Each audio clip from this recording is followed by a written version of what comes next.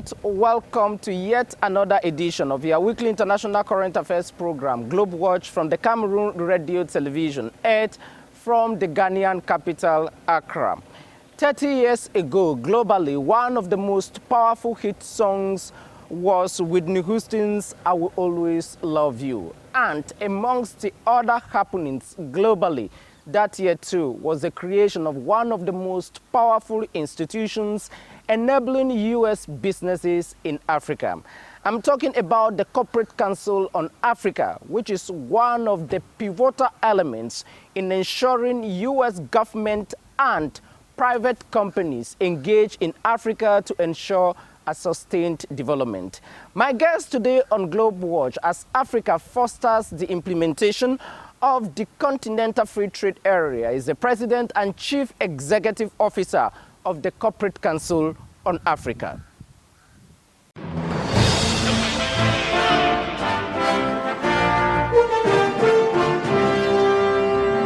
Florie, Liser, welcome to Globe Watch. Thank you. Thanks so much for having me, Charles. It is my singular honor to receive you here today in Ghana. Let's start from what has assembled all of us here. When you look at the 30 years of the Afri-Exim Bank, and you look at the 30 years of the Corporate Council on Africa, you say both of you have made progress and you have been timeless like Whitney Houston's I Will Always Love You. Well, I certainly hope so. I think, we are operating in two different spaces, but with common goals. Obviously, Afri-Exim Bank as the trade finance institution of Africa, established by the African Union, and playing a critical role in promoting intra-African trade. I think they also, we've talked with them about realizing now and supporting Africa's trade with the global economy. And that's where organizations like Corporate Council on Africa, also celebrating our 30th anniversary, as you said. We have been the premier U.S. business association focused solely on Africa. And there are a lot of other business associations where Africa is just a small portion of what they do or one of their priorities. For CCA, Africa is our only priority. And so we've been bringing together our members, over 100 US and African companies, both multinationals as well as SMEs, to promote more trade, investment, and commercial partnerships between the United States and the nations of Africa. Let's just put some context into the interview. In 1993, there was too much transformation on the continent of Africa when the Corporate Council on Africa was established. This was the wind of change coming from Russia, the collapse of the Soviet Union. The whole continent was being democratized progressively. When you look at that context in which the Corporate Council on Africa was established and where we are today, how do you compare the two time periods? Well, first of all, in 1993, a number of the African countries which had become independent in the late 50s and early 60s were now only about maybe 30 years old. And so still less than half a decade old, almost all of them. Sure. And the focus for US engagement with African countries was really more on aid, development assistance. There wasn't really a view about Africa being an important market for the US. It wasn't, really on the radar of many US companies that Africa was a market that they needed, an emerging market with a lot of opportunities there. But we do have member companies of CCA who have now been in Africa for 40, 50, 60 years now, and are really seeing the change between those days when it was all about aid. Now, it's got to be about trade, and now people are talking about investment. In the context of trade, one of the things I always like to share is that even today, Africa accounts for only about 3% of all global trade. So despite its many riches, its natural resources, everything that Africa has today, it still is only a very tiny percentage of the global trading economy. And in addition, it receives maybe about 5.1% of all global foreign direct investment, FDI. And so the key here is that Africa, why does it account for so little? A lot of it has to do with the fact that most of Africa's trade is in natural resources and raw commodities. They ship their copper out and then somebody else makes it into copper wire and copper piping. They ship their cotton out, somebody else makes it into fabric and into apparel. They ship out their strategic minerals like lithium and cobalt, and the electric batteries, the batteries for electric vehicles get made somewhere else. So what has to happen to transform Africa and to take advantage of what the global economy has to offer is very much related to Africa's industrialization, to investing, and this is where the US comes into play, investing in manufacturing and value addition on the continent. Why should DRC's and Zambia's critical minerals be shipped to China to make those batteries for electric vehicles? The sales of electric vehicles are going like this globally, and it will continue. So to get Africa more engaged in and benefiting from these global value chains, it really means that there has to be investment in productive capacity. There has to be investment in value addition and beneficiation on the continent. And this is one of the reasons why for our US-Africa Business Summit that we'll be holding in Botswana in July, just 3 weeks from now, our theme is enhancing Africa's value in global value chains. Okay. Over the past years, your membership of companies dealing in ensuring businesses in Africa has potentially increased. How many members do you have today, and in what key areas of businesses are they encouraging on the continent? Agriculture, manufacturing, or the creative industries?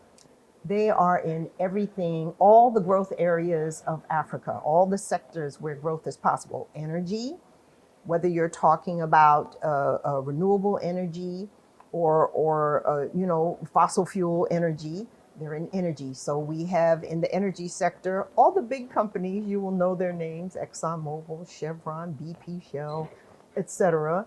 They are all members of CCA. Health. General Electrics. Yeah, well, General Electric, that's not oil and gas. I was just talking about oil and gas. Okay. Right. But GE is also a member of CCA, and they have divisions. Some work on health, some work on a power, right? So you may have been referring to GE's power work. Yeah, sure. Right. But yes, GE is also a member. But we have a range of members, like I said, in all the key sectors, ICT, and digital economy, Amazon, Google, AT&T, these are all members of Microsoft, they're all members of CCA. In the health area, we have major companies you'll know the names of, Pfizer, Abbott, Merck, Johnson & Johnson, Gilead. These are all members of the CCA. Pharmaceutical industry. Well, yeah, and the medical supply industry as well. Yeah. But what I would say also is that there are a lot of companies that are members of CCA. About 60% of our members are SMEs. And if I mention their names, you won't know who they are.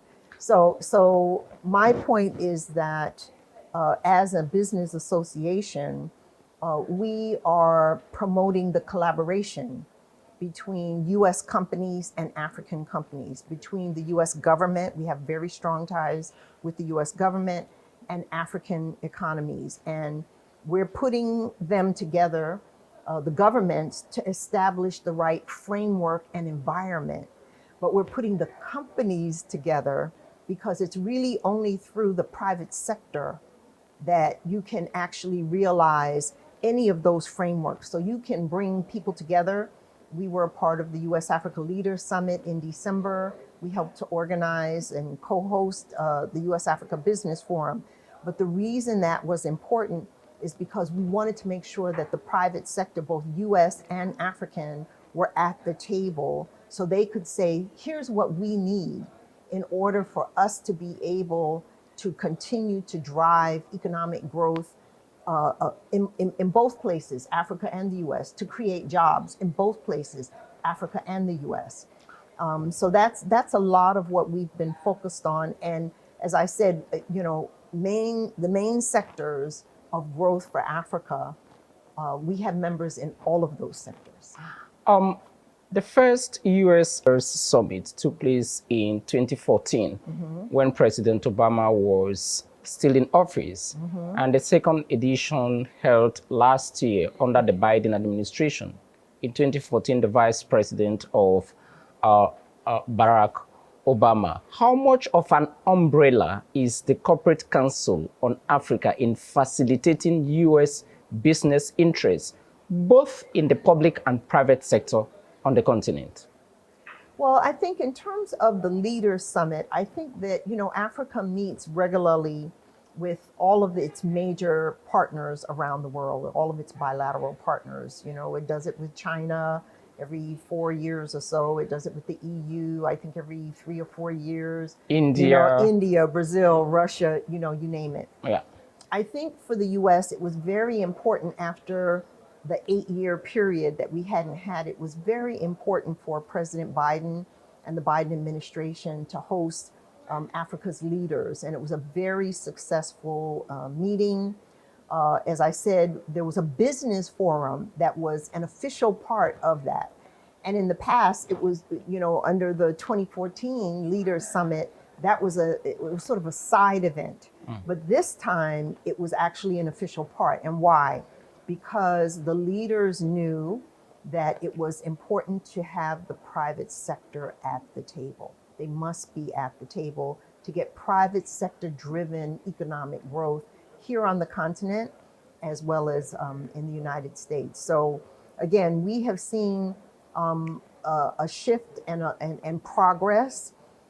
As I said, we've gone from aid to trade to investment, which is really critical. And I think that's why, Afrexim Bank, the role that they play in terms of providing the financing that's really needed for businesses, African businesses and their partners, hopefully US and American companies as their partners, to really build out the capacity of Africa in all these different sectors. As I said, we want to see Africa producing more of the world's manufactured goods in a variety of supply chains, so that essentially when we look forward in another 3 to 5 years, instead of Africa accounting for 3% of global trade, maybe by then there'll be 10% of global trade. We can only hope though, right? You facilitate US businesses, both in the public and private sector, to operate on the continent, just like you facilitate Africa's marketplace to operate in the United States. But let me just hang on corporate America, which is presented the whole world as the best example of successful businesses. Each time that you meet corporate America and you tell them that, look, it is good to do business in Africa. This is a continent of roughly 1.5 billion people. They just established a common market, the largest in terms of country membership, 55. At least 70% of the population is made up of young people. That kind of data, what song does it sing or ring in the minds of the giants of the American market space? So it's an excellent question. And in fact, Corporate Council on Africa has a special project that it's doing under Prosper Africa, which is a special US government initiative bringing together all the 17 government agencies, or you would call them here ministries, that work on trade and investment issues. And under that initiative, we've been asked to educate the American business community and all of our members, US and African, but particularly focus on American companies so they can understand what the AFCFTA is and why it's important to know what the different protocols do and what the opportunities are. So I'll just give you one example. Ford Motor Company has invested a new significant amount in production of vehicles in South Africa, but it's not for export to the US or EU or anywhere else in the world. It's actually to meet the need on the continent for vehicles, the demand for vehicles on the African continent, which is on the rise because of the number of middle-class people and consumers who have now more disposable income. And so their thinking was before, with barriers to goods moving across different borders in the continent, how could they be in one place and sell their vehicles everywhere now? And the Secretary General of AFCFTA has used the same example. Ford's investment in those vehicles and producing them there means that they will be considered like any African company that is producing and shipping to other countries across the continent. So that's exciting. And we think this kind of strategy is going to be taken up by more American companies. They now don't have to invest in 54 separate economies or choose which 5 will I go to, which 10 will I go to. Now they can invest in one country and they can then provide goods and services from that one country to the rest of the continent. Okay. It is a game changer, not just for Africa and intra-African trade, but it's a game changer for what Africa offers to its global partners like the United States. In a moment, the interview will come to an end. US-Africa trade volume today is plus $89 billion. And the Biden administration promised to inject in the next 5 to 10 years, so roughly $55 billion of investments more on the continent. When you move across Africa from east to west, from north to south, in Ethiopia, in Zambia, in Cameroon, in Nigeria, in Ghana, in Morocco, in Algeria, Central Africa, the DRC, what has Corporate Council on Africa identified as the hurdles which impede a greater U.S. commercial impact on the continent? So, again, that's a very good question. So you were talking about 2 different things. One is about the amount of trade that the United States has with the countries in Africa.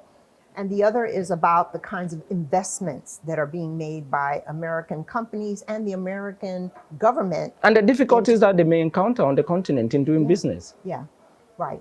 But I think that when you look at U.S.-Africa trade, people are always comparing it to the amount of trade that Africa has with China.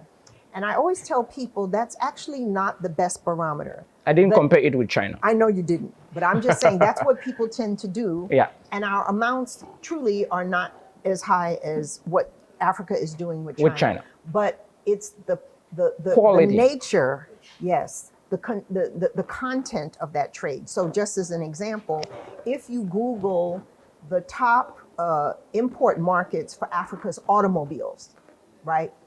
You'll see us up near the top. We're like number 2 because the content of our trade with Africa is more value added and manufactured products. Okay. Other countries, and not just China, are mostly importing raw materials, raw commodities, and China needs Africa's raw commodities in order for China to grow. But what we're seeing now are Africans who are saying, okay, you can take some of that out, right, and process it in other places, but you have to do some of the beneficiation here on the continent. This is the kind of thing that a Bank is also supporting through its trade finance facilities and so many of the other things that were highlighted this morning by Dr. Arama. He did such a fantastic job. But I just want to point out that it's not always the numbers. You have to also look at the quality of that. And many people in Africa, I've been all across the continent, one of the reasons they want to deal with US companies, and they're saying, Florie, where are the US companies? How can we get more US companies? Why? They like the products, they like the services, but they especially like the character of how the US companies deal with them. There's more skills transfer, there's more technology transfer, and there's a sense of partnership. We don't bring in thousands of our own to work on the continent. Most American companies, when they invest in Africa, they are working with the African people who are clearly capable of providing the kinds of technical and other expertise that's needed. We have a belief in what Africa and Africans can do as a general view. And so I think that the promise of US-Africa trade and investment really lies in the kind of partnership and partnerships that are being developed. And again, we have many US companies that have been on the continent 40, 50, 60 years, and now we're getting new companies that are investing in new sectors. So we're very, I'm an optimist, I'm an Afro-optimist, because I believe in the power of what the Africans are doing. I believe in the power of the AFCFTA and having this one large continental market that's integrated and harmonized and have taken down the barriers amongst yourselves. And in the process of doing that, have opened up opportunities for other people outside of Africa to also collaborate more effectively and easily with their African partners. Before the interview ends, I know that you are rushing for a meeting, but it's here to start. I'm checking on that. Don't bother about that. Let me just look at one sector dealing with young people and especially the small and medium-sized enterprises, which are roughly about 44 million of them, Africa south of the Sahara. How is the Corporate Council on Africa working with such a sector of the African market space? Well, I think, you know, there's several ways that I think that operates. So we have members who have programs that are very focused on SMEs and startups. So as an example, Google is a member of CCA. They have several initiatives that are very focused on startups in the digital space, right? Then you have Visa. Visa has a number of really great initiatives that I love that are focused on women and focused on SMEs and providing financial, I guess it's financial inclusion, right? People who haven't had access to credit cards and banking and so forth. Visa's doing work there. So I would say, through our members who have these kinds of initiatives, there's a lot of actual work with and engagement with youth, with SMEs, with women, which is an area where I think is really important to empower women, to empower youth, to empower small businesses, because people don't know this, but small businesses are actually critical in the United States. You know, people hear about all our big companies, and many of the ones I was mentioning, P&G and, you know, Visa and Shell and all of these companies. But what people don't realize is most of US trade with the world is driven by small businesses with 50 people or less.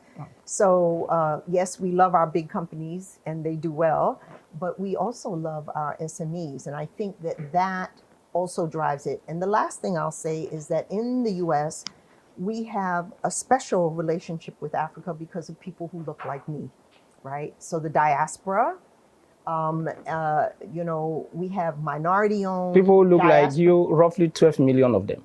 Yeah, right. So diaspora-owned businesses in the US, many of them, not all, but many of them have an interest in doing business with their SME counterparts on the continent. There's more of a natural linkage between those people, those small SME, women-owned, minority-owned businesses in the U.S., diaspora-owned businesses in the U.S., and small businesses in Africa, many of which I have had the opportunity to meet women and youth-owned businesses. Some of those SMEs in Africa, they don't really have a good way to work without big companies, you know? So that relationship, I think, is also very important for promoting. You asked the question about how does CCA support that.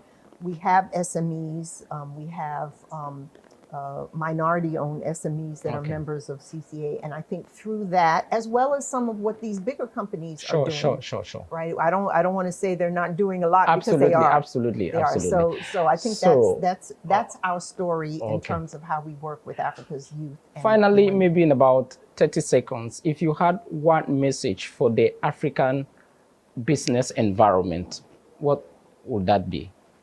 I think for the African business environment, what I would say is that we would like for the business environment to take a more proactive role in pushing the governments to establish the right doing business environment, because it benefits African businesses really more than foreign businesses. Sometimes it's the US companies or maybe the European companies or others that are coming and knocking down the doors of the governments in Africa to please, you know, eliminate certain barriers, certain red tape, to open up the economies and to put in place market-driven policies. And it would be helpful if the African private sector would actually do more of that themselves. We work with them to do that. We go in together sometimes. But I actually think that there's a lot of room for the private sector to be stronger. And I know Dr. Amani Asfor, who's here, we have an MOU with the African Business Council, as well as with certain groups across Africa, KEPSA in Kenya, the Confederation of Tanzanian Industries in Tanzania, so forth and so on. And part of that work is to have a stronger voice, a common voice, where the Africans can say, don't do this for them, do it for us. And but I think a lot of the issues that impact US companies that want to operate in Africa also affect African businesses. So that's my message to the African business community. Play a bigger, stronger, louder role in pushing your governments to put in place the policies that are needed, and to implement, this is my last point, to implement the African Continental Free Trade Area protocols. Having the AFCFTA is fabulous, but if it's not implemented, it will not benefit the African people. So it will not benefit African companies. So push the governments to implement the AFCFTA commitments that they've made. They've done an incredible thing to establish the AFCFTA, but they must implement it. Thank you. And with that, we conclude the interview. The President and Chief Executive Officer of the Corporate Council on Africa, thank you very much indeed for being guest on my program. Thank you so much for having me.